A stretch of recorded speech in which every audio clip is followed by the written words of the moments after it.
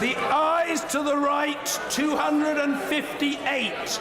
The noes to the left, 303. So the noes have it. The noes have it. Unlock.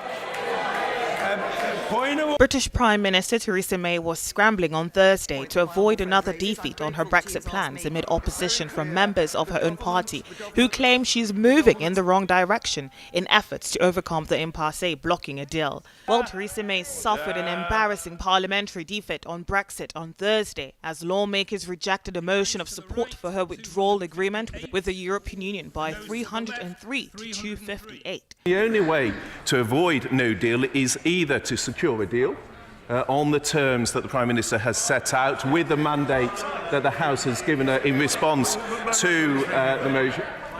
Otherwise, it is to revoke, because the court case says that the only alternative otherwise would be to revoke. Of course, I can wait till the Father of the House in a moment, but the only other option will be to revoke.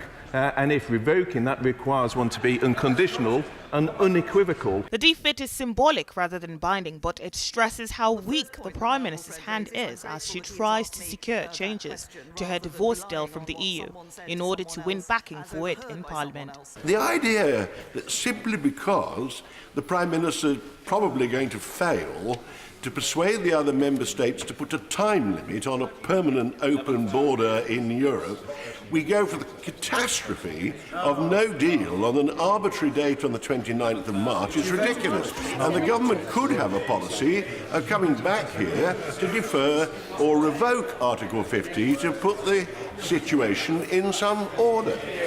Is he really saying that if the government has no deal in place by the end of March, if it has run out of time, then it would go ahead with no deal on the 29th of March, even when top police chiefs are saying it will make the country less safe, NHS leaders are saying there will be shortages of medicine? Is he 100% committed to no deal on the 29th of March in those circumstances, or are there any circumstances in which he would extend Article 50? 2 weeks ago, Parliament voted to send May back to Brussels to seek changes to a section of the withdrawal agreement intended to ensure an open border between the UK's Northern Ireland and EU member Ireland after Brexit.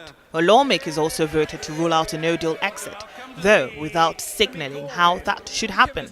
Well, May has chosen to ignore that instruction and refuses to take a no-deal Brexit off the table as she attempts to win concessions from the bloc. No majority for the Prime Minister's course of action in dealing with Brexit.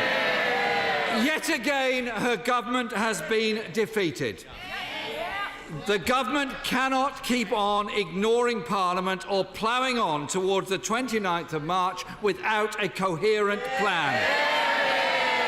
She cannot keep on just running down the clock and hoping that something will turn up that will save her day and save her face. A strategy has failed.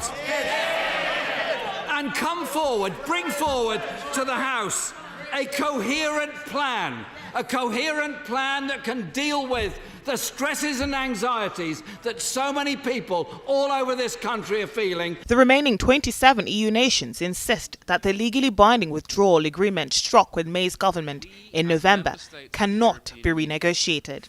Leaders of the bloc have expressed exasperation at Britain's desire for last-minute changes and its failure amid seemingly endless wrangling in the UK Parliament to offer firm proposals. Folake Adesugba for Arise News. Order!